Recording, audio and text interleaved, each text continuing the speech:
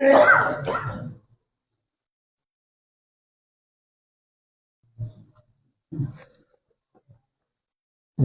بڑھا دینا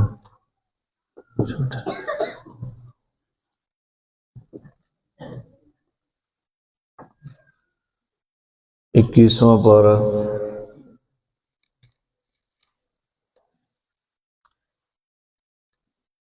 رکوع نمبر 16 ہے۔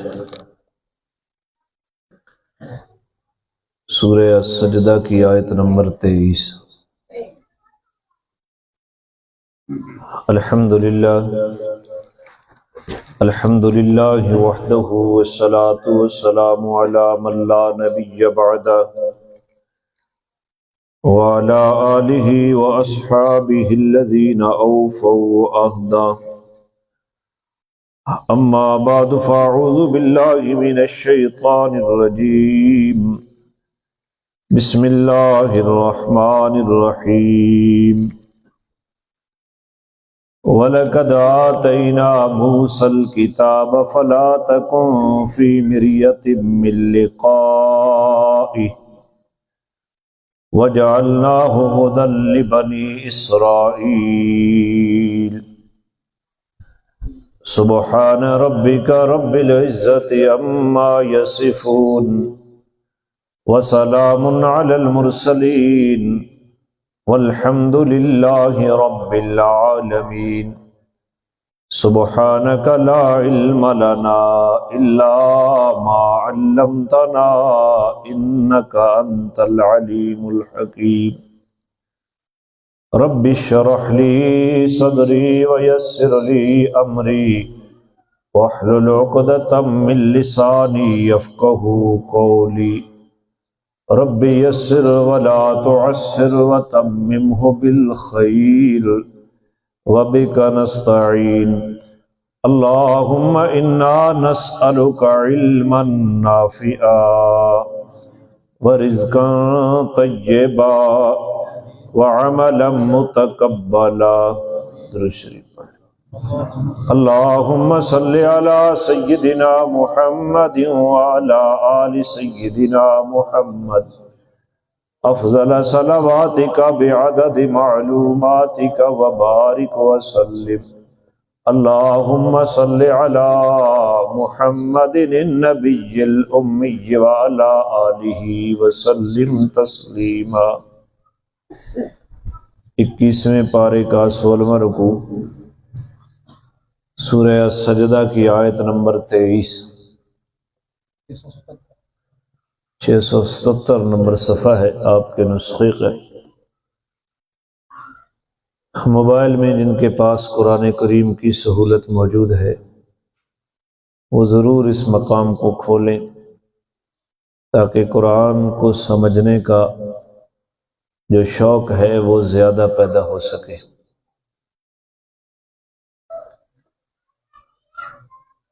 اللہ تعالی نے آیت نمبر 22 میں یہ بات ذکر فرمائی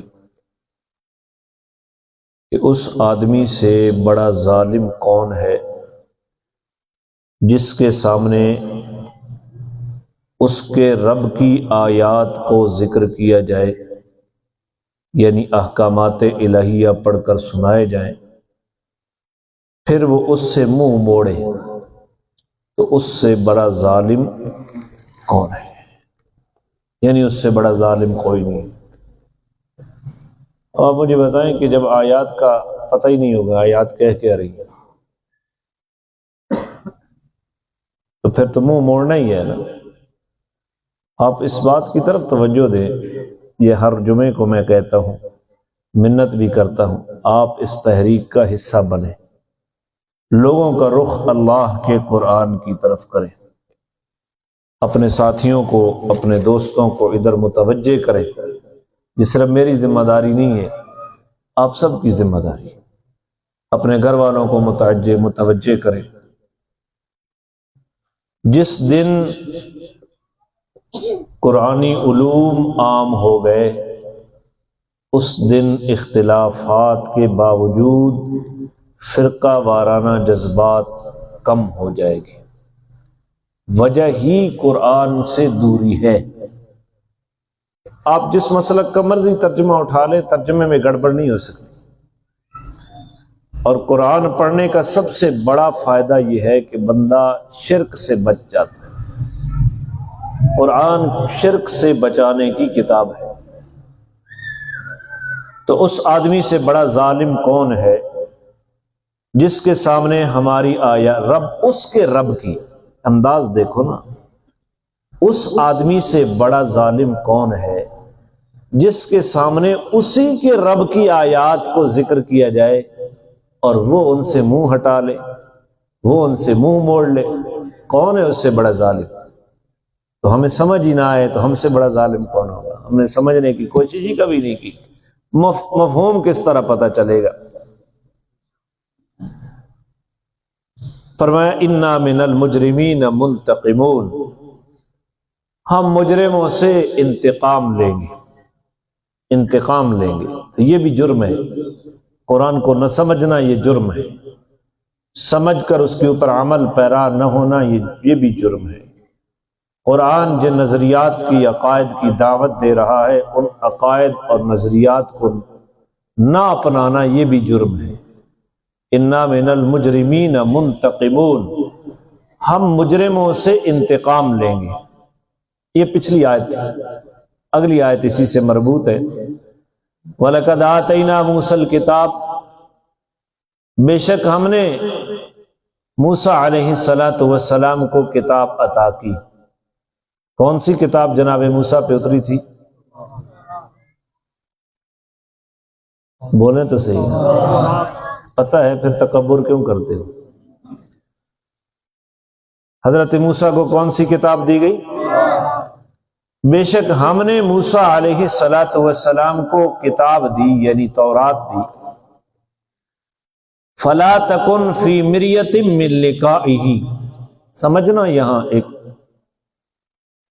پس نہ ہونا تو اس کی لقاء سے شک میں، اس کی ملاقات یا اس کی لقاء کے بارے میں شک میں مبتلا نہ ہونا۔ یہ لقاء ہی جو ہے، ہی ضمیر کے مرجع، یعنی یہ ہی ضمیر کدھر جا رہی ہے؟ کیا کہا جا رہا ہے؟ کس کی ملاقات؟ مفسرین کا یہاں مختلف تفسیریں کی ہیں کہ ہی ضمیر کا مرجع کیا ہے۔ بعض مفسرین اس طرف ہیں کہ ہی ضمیر کا مرجع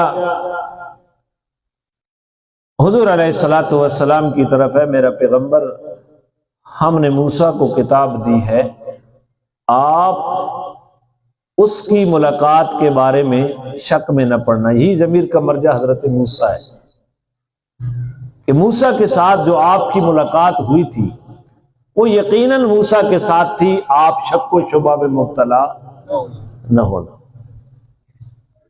کہاں ملاقات ہوئی تھی؟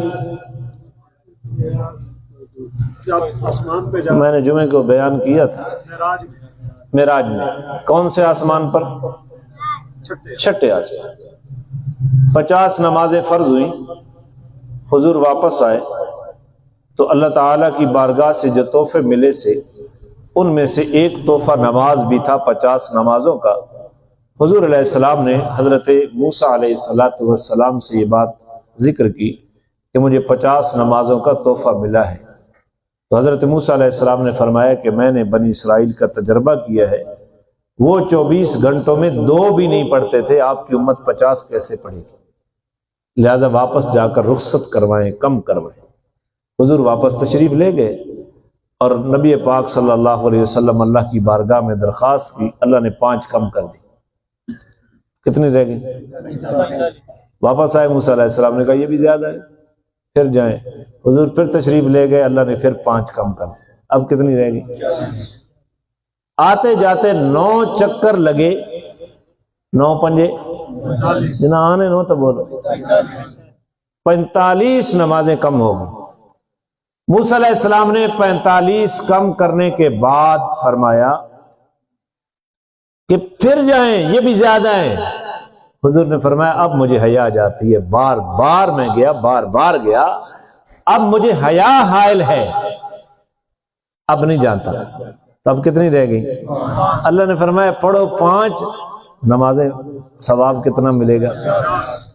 تو جو ملاقات آپ کی موسیٰ سے ہوئی تھی اس ملاقات میں آپ کو شک نہیں کرنا چاہیے۔ یہ بعض مفسرین کا خیال ہے، راجح قول میں ذکر نہیں کر رہا، لیکن یہ ایک حقیقت ہے۔ یہ جو ہمارے شہر میں منکرین نماز کا ٹولہ ہے نا، وہ اس چیز کا انکار کرتا ہے، پھر کہتے ہیں بولو نہیں مولوی صاحب، میں تو بولوں گا، میری جان تو اللہ نے لینی ہے۔ یا تو آپ کہیں کہ ہم منکر نماز نہیں ہیں، اگر آپ کی دور میں گواہ دوں گا جنہوں نے مجھ سے بات کی ہے اسی حدیث کے متعلق، انہی کے مریدین نے، کہ آپ کو کس نے بتایا ہے؟ جبریل تو چھوڑ گئے تھے ساتھ، حضور اوپر گئے، واپس موسیٰ کے ساتھ یہ ملاقات ہوئی، 50 میں سے 5 رہ گئی، بار بار آتے رہے، یہ بڑے چکر باز ہیں یہ لوگ۔ میں نے نہیں بولنا تو پھر کسی فرشتے نے آ کر بولنا ہے، ڈیوٹی کس کی ہے؟ کس نے بولنا ہے؟ آپ نہ بولیں، آپ کی رشتہ داری جاتی ہے جلی جائے، میں تو انڈے چوں نکلا نا، میری تو کوئی رشتہ داری نہیں ہے کسی کے ساتھ، صرف آپ کی رشتہ داریاں ہیں۔ ہم نے ان کا تعاقب کرنا ہے اس وقت تک جب تک اس گند کو پھیلانے سے یہ باز نہیں آ جاتے۔ اگر گند تمہارے دل کے اندر ہے بے شک رکھو، ہمیں کوئی اعتراض نہیں ہے، تمہارا گند جانے اور خدا جانے۔ جب اس گند کو زبان پہ لاؤ گے تو پھر میں تمہارا تعاقب کروں گا، تمہارے سامنے دلائل کے ساتھ جرأت کے ساتھ کھڑا ہوں گا، اور میرا یہ یقین ہے کہ جو رات اللہ نے قبر میں لکھی ہے وہی رات قبر میں آئے گی، اس سے پہلے پوری دنیا مخالف ہو جائے مجھے قبر میں کوئی نہیں اتار سکتا۔ اور جو لوگ انکار نماز کرتے ہیں وہ مسلمان نہیں ہیں، وہ کافر ہیں، ان کے جنازے پڑھنے کی اسلام اجازت نہیں دیتا، سمجھیے بات؟ ان کے فاتحہ پڑھنے کی بھی اسلام اجازت نہیں دیتا۔ میں بڑی جرأت سے کہہ رہا ہوں، کوئی ڈر نہیں ہے، کوئی خطرہ نہیں ہے، اور میرے پاس ٹھوس شواہد موجود ہیں ان باتوں کے اوپر کہ یہ ہرزہ سرائی کرتے ہیں۔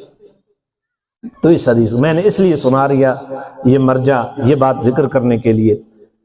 دوسرا مرجع ہی ضمیر کا، کہا تو حضور کو جہاں رہا ہے، اس کا مرجع کتاب ہے۔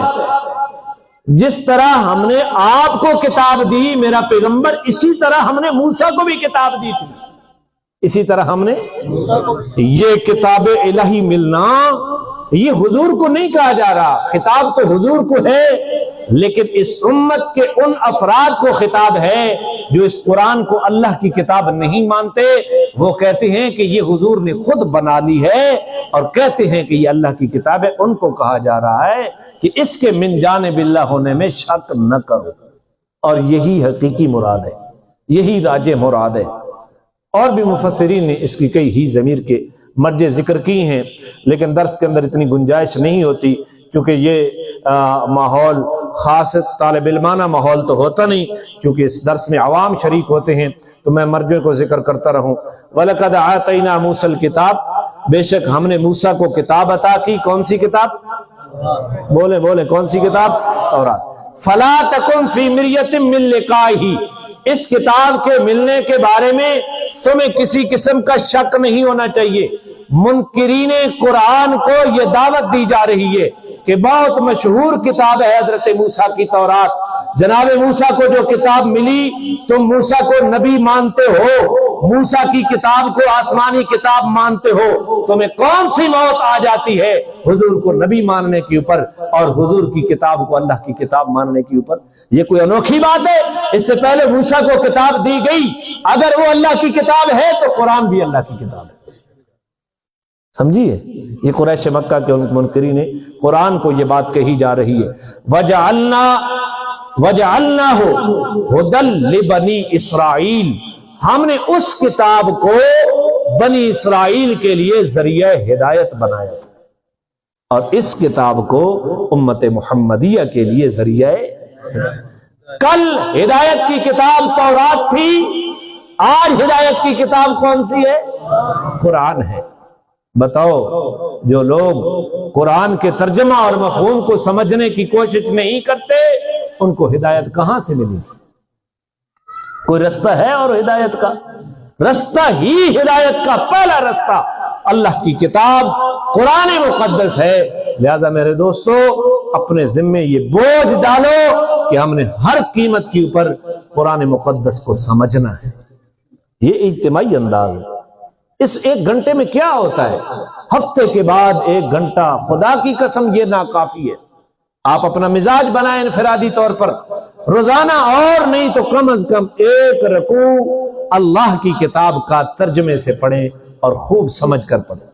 جہاں آپ کو کوئی اشکال پیش آئے، میرا نمبر آپ کے پاس ہے، آپ مجھ سے رابطہ کر لیں کہ مجھے یہ بات سمجھ نہیں آ رہی، تو انشاءاللہ اللہ کرے گا حل ہو جائے گی۔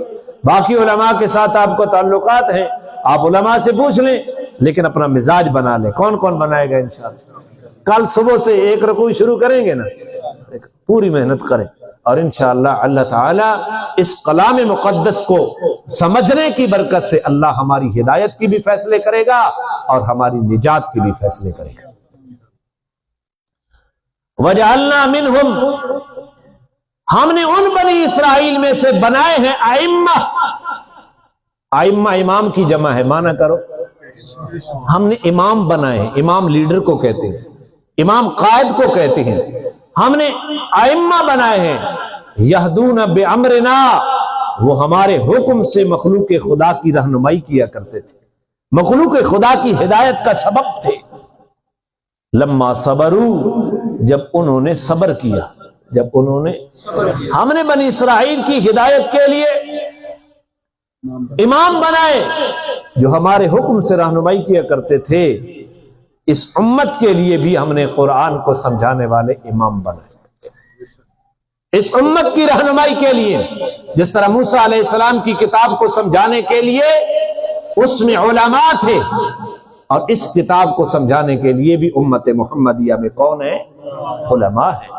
علمیہ یہ ہے، آج جتنی تقریریں ہیں وہ سر ہے، شاعری ہے، جذباتی رخ ہے، ہم کافی الفاظ ہیں، لیکن قرآن کو سمجھانے والا، بستیوں کی بستیاں خالی پڑی ہیں، قرآن سمجھانے والا کوئی نہیں ملتا۔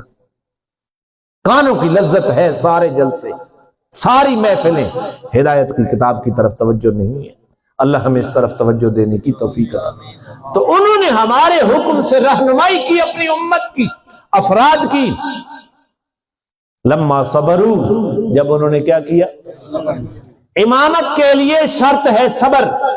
دوسری شرط وَكَانُوا بِآيَاتِنَا يُوقِنُونَ، اور وہ ہماری آیات کے اوپر یقین رکھتے تھے۔ جن کو ہم نے امام بنایا ان کی ایک صفت تھی صبر، اور دوسری صفت تھی ہماری آیات کے اوپر کیا رکھنا؟ علماء نے لکھا ہے امام وہی بن سکتا ہے، لیڈر وہی بن سکتا ہے، قیادت کی صلاحیت کے لیے اللہ نے دو صفتیں ذکر کی ہیں، ایک صبر اور دوسرا آیات الہیہ کے اوپر یقین ہے۔ توجہ، ہم نے جن کو لیڈر بنایا ہوا ہے ان کو آیات پڑھنی بھی پتہ نہیں آتی ہیں یا نہیں آتی، یقین تو دور کی بات ہے۔ میں سمجھاتا ہوں، صبر کا ایک معنی ہوتا ہے کہ مصیبت آئے تو اس کو سہ لینا، اس کو کیا کہتے ہیں؟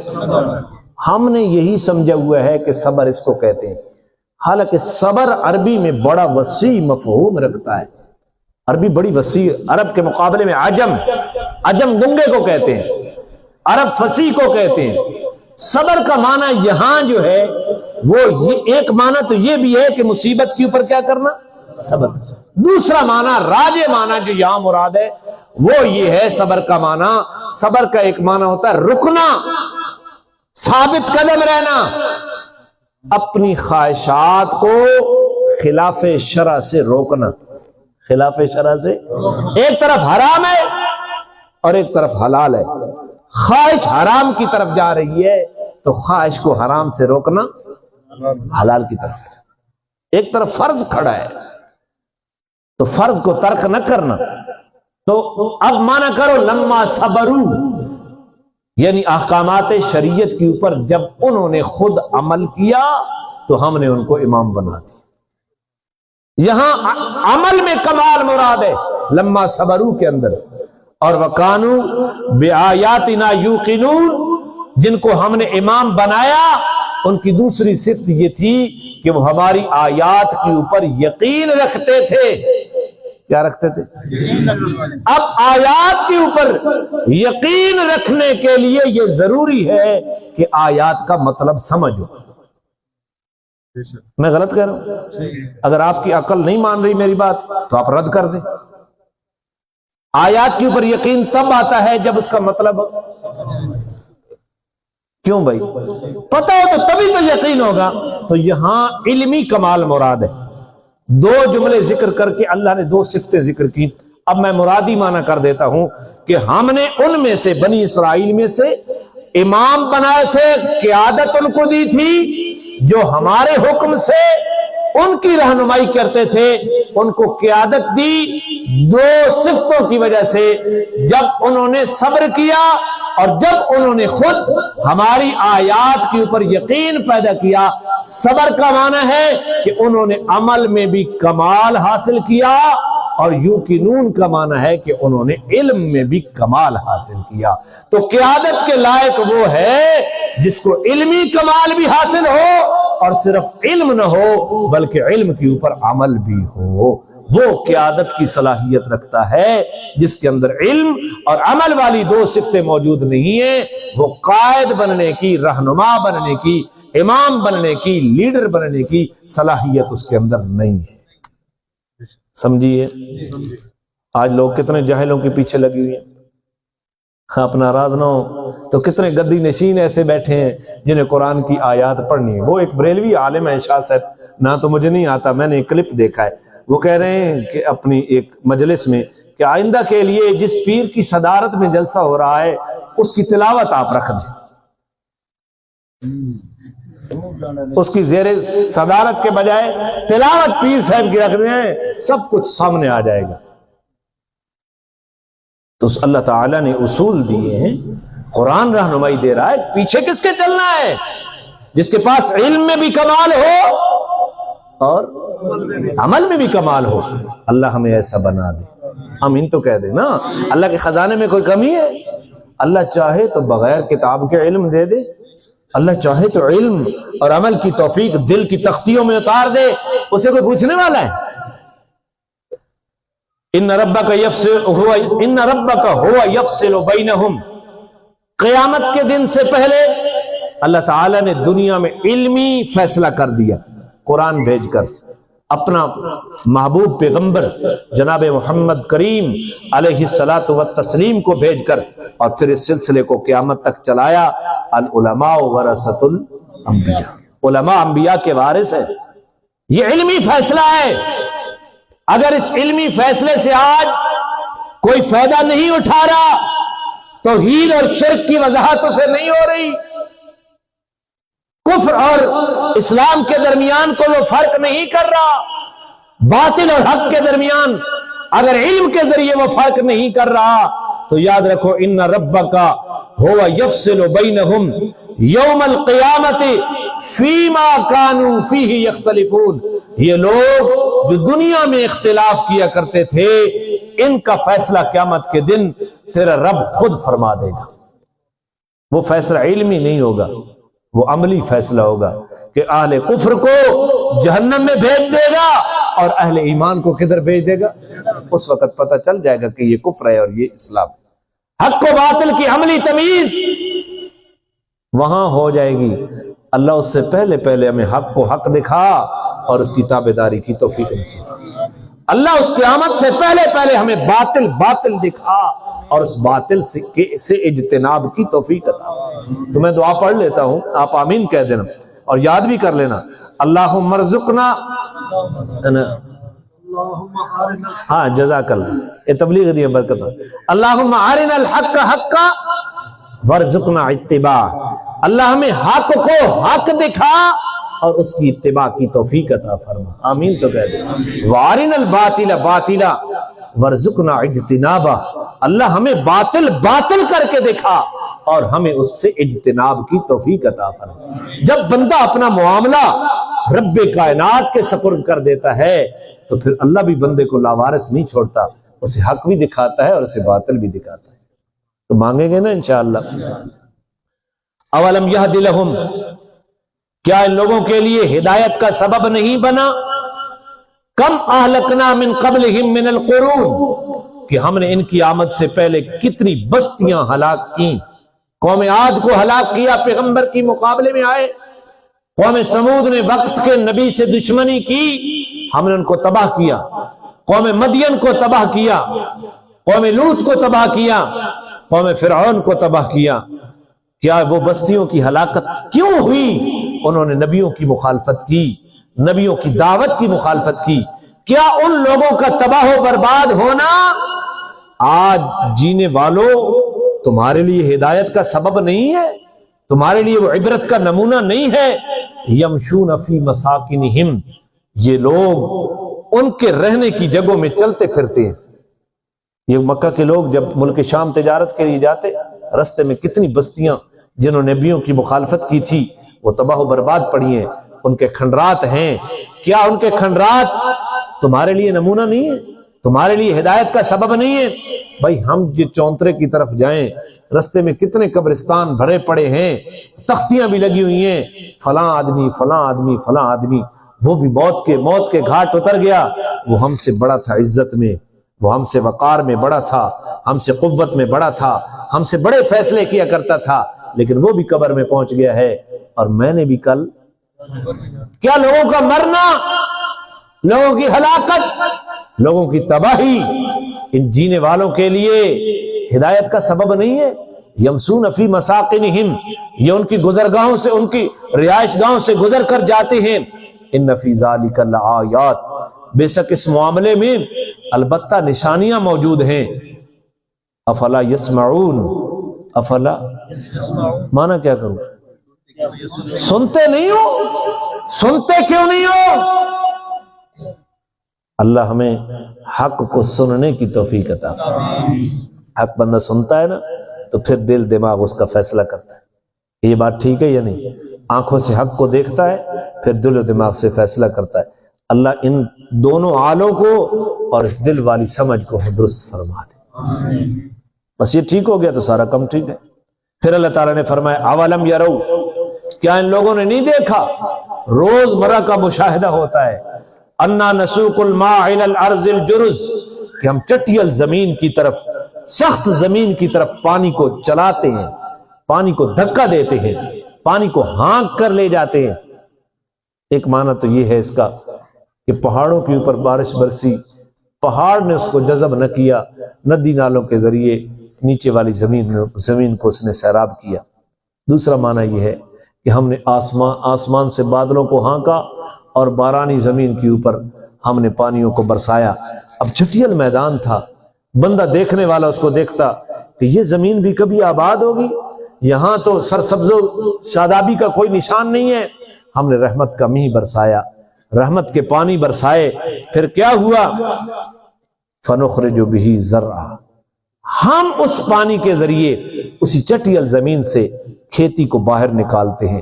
تأکل منہ انعامہم وانفسہم، جس سے ان کے جانور بھی کھاتے ہیں اور یہ خود بھی کھاتے ہیں. یہ تھو امارم خان میں ہر مہینے جاتا ہوں درس قرآن کے لیے، تو ہمارے دوست ہیں، انہوں نے اپنی بنجر زمین میں کیا کہتے ہیں اس کو، زیتون لگایا ہوا ہے. تو مجھے زیتون سے بڑی محبت ہے، کیونکہ نبی پاک نے فرمایا یہ شجر، قرآن نے کہا شجرہ مبارکہ ہے، حضور نے اپنی امت کو تلقین کی ہے یہ مبارک درخت ہے، اس کو کھاؤ بھی صحیح اور اس کی مالش بھی کرو. تو میں اس کو استعمال میں رکھتا ہوں. اللہ آپ کو بھی توفیق عطا فرمائے. یہ زیتون اور شہد بڑی قیمتی چیز ہے، اللہ تعالیٰ نے ان کو بنائے. تو میں ان سے پوچھتا رہتا ہوں بھائی زیتون کا کیا بنا. مئی کے مہینے میں ادھر گیا تو سخت قات تھا، روڑا تھا، تو میں نے ان سے پوچھا بھائی تمہارے زیتون کا کیا بنا؟ تو ساجی دعا کرو، بارش نہیں ہو رہی، پورا زیتون اوپر سے جل گیا ہے. پھر میں ابھی گیا درس دینے کے لیے تو ان سے پوچھ رہا بھائی تمہارا زیتون، انہوں نے کہا بھائی وہ جو جل گئے تھے پودے اوپر سے، ہم نے اس تمام کو مزدوری کے اوپر کٹائی کیا، اللہ نے بارشیں دی تو پھر وہ زندہ ہو گئے اوپر سے. اگر وہ نہ کٹواتے تو شاید پورا درخت جل جاتا. تو اللہ توجہ دلوا رہے ہیں کہ روزمرہ کے مشاہدے ہیں، ہم بارشیں روک دیں، فصل تباہ ہو جائے گی، انسانی صحت تباہ ہو جائے گی. ہم بارشوں کے ذریعے چٹیل میدانوں کو سرسبز و شاداب کرتے ہیں، کھیتیاں اگتی ہیں، باغات اگتے ہیں، ان باغات اور کھیتیوں کو ان کے جانور بھی کھاتے ہیں اور یہ خود بھی کھاتے ہیں. افلا یبصرون، دیکھتے کیوں نہیں ہو؟ دیکھتے تو ہیں، دیکھنے کا جو نتیجہ ہے اس کے اندر غور و فکر کر کے اللہ کی وحدانیت کی طرف آ جانا. کدھر آ جانا؟ تو یہ قیامت کی دلیل بھی ہے. ایک چٹیل میدان ہے، ہاڑ دے موسم میں زمین سڑی پئی ہو، ساون بارش آنی، لگتا ہاڑ میں یہ ہے کہ یہاں سرسبزی کبھی ہوگی بھی، لیکن جو ہی ساون آتا ہے باغ و بہار ہو جاتی ہے. اللہ فرما رہے اسی طرح جب اللہ کا فیصلہ ہوگا قیامت کے دن، جب اسرافیل علیہ السلام سور پھونکیں گے تو وہ سور بارش کا کام کرے گا، لوگ قبروں سے حساب و کتاب کے لیے اٹھ کر کھڑے ہو جائیں. تو یہ روزانہ بارش آنا، مردہ زمین کو سرسبز و شاداب کر دینا، یہ دلیل ہے قیامت کی، یہ نمونہ ہے قیامت کا کہ اسی طرح اللہ تعالیٰ کرے گا. ایک اور مفہوم بھی یہاں میں سمجھا دیتا ہوں، مفسرین نے لکھا ہے. وہ مفہوم یہ ہے کہ تم قرآن کے دیے جلاتے رہو، تم قرآن و سنت کے علوم کو بکھیرتے رہو. آج نظر آ نہیں رہا، محنت و چھالی کے اندر ہو رہی ہے، انشاءاللہ اس کا اثر نوشہرے بھی پہنچے گا، دور نہیں ہے. اس کا اثر دنیا کے تمام خطوں تک پہنچے گا. محنت مکے میں ہو رہی تھی، اثر مدینے میں پہنچ رہا تھا. محنت مدینے میں منتقل ہوئی اور اثر کہاں پہنچا؟ مکہ میں پہنچا. تو ہم نے جس طرح پانی کو کھینچ کر چٹیل زمین کی طرف لایا اور اس سے ہم سرسبز و شاداب کیا، نباتات اگائے جس سے جانور بھی فائدہ اٹھاتے ہیں، انسان بھی فائدہ اٹھاتے رہے. اے قرآن کے مبلغ، اے دینی علوم کے نمائندے، تو اپنی محنت کو جاری رکھ، انشاءاللہ ایک دن اس محنت کا نتیجہ اور پھل ضرور نکلے گا.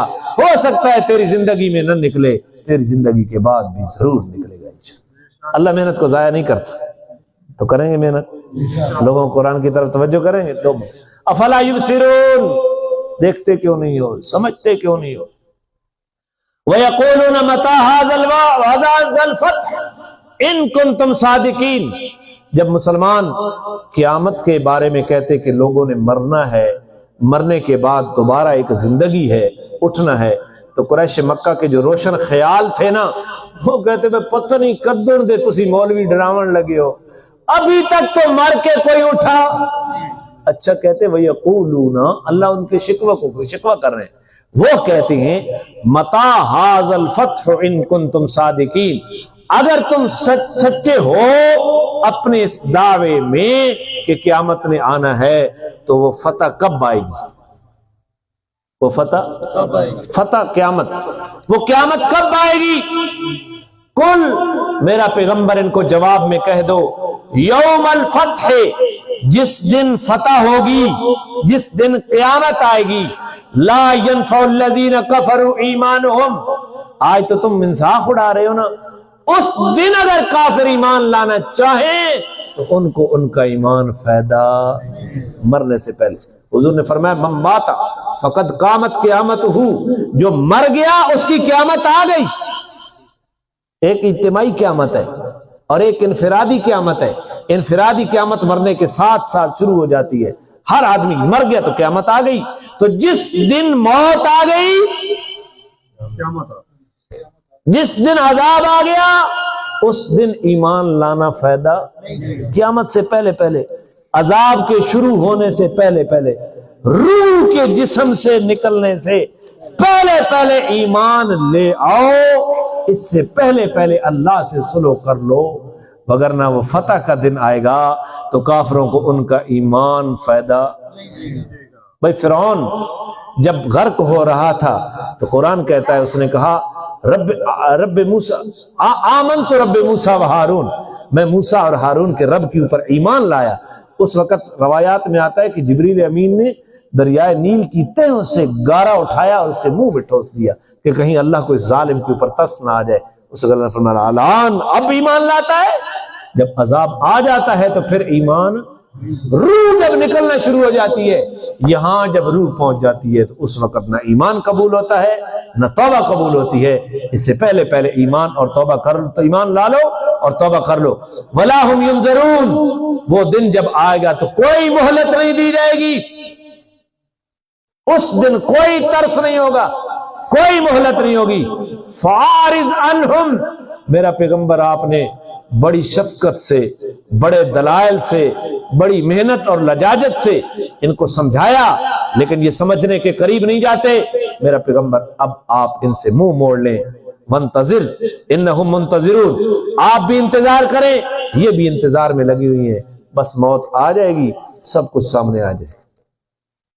بلکہ موت سے پہلے بھئی بندہ بیمار ہو ونجے، چارپائی تے چڑھ ونجے، اولاد بھی جواب دے دینی خدمت سے. بوڑھوں کو دیکھو جن کا، ہم جوانی کے نشے میں ہیں نا، ہمیں سمجھ نہیں آتا، ہم کہتے ہیں سدا یہی رہنا ہے. یہ جو آج بوڑھے ہیں، جو چارپائی کے اوپر پڑے ہیں، کل ہم سے تکڑے جوان تھے، لیکن آج بڑھاپے نے ان کو گھیر لیا ہے. تو اللہ تعالیٰ اس سے پہلے ہمیں زندگی کی قدر کی توفیق عطا فرمائے اور زندگی کو اطاعت کے جذبے میں لگائے. فَعَارِضْ عَنْهُمْ، ان سے منہ موڑے میرا پیغمبر. منتظر، آپ انتظار کریں یوم فتح کی. انہم منتظرون، یہ بھی انتظار کر رہے ہیں اپنے ضرر کی کہ ان کو نقصان کس طرح پہنچتا ہے. الحمدللہ آج ہماری سورہ السجدہ مکمل ہو گئی. انشاءاللہ ایک بڑی اہم سورت، سورہ احزاب، مدینہ کے اندر نازل ہوئی، وہ شروع ہونے والی ہے اگلے درس کے اوپر. اللہ عمل پیرا ہونے کی توفیق عطا فرمائے. اعوذ باللہ من الشیطان الرجیم، بسم اللہ الرحمن الرحیم. ذرا توانائی لگا کر پڑھا کریں نا، یہ مقام تعلیم ہے اور مقام تعلیم میں بندہ اللہ کے بڑے قریب ہوتا ہے. اعوذ باللہ من الشیطان الرجیم، بسم اللہ الرحمن الرحیم. وَلَقَدْ آتَيْنَا موسى الكتاب فلا تكن في مرية من لقائه وجعلناه هدى لبني إسرائيل وجعلنا منهم أئمة يهدون بأمرنا لما صبروا وكانوا بآياتنا يوقنون. إن ربك هو يفصل بينهم يوم القيامة فيما كانوا فيه يختلفون. اولم يهد لهم كم اهلكنا من قبلهم من القرون يمشون في مساكنهم ان في ذلك لآيات افلا يسمعون. اولم يروا انا نسوق الماء الى الارض الجرز فنخرج به زرعا تاكل منه انعامهم وانفسهم افلا يبصرون. ويقولون متى هذا الفتح إن كنتم صادقين. قل يوم الفتح لا ينفع الذين كفروا إيمانهم ولا هم ينذرون. فاعرض عنهم وانتظر انهم منتظرون. الحمدللہ.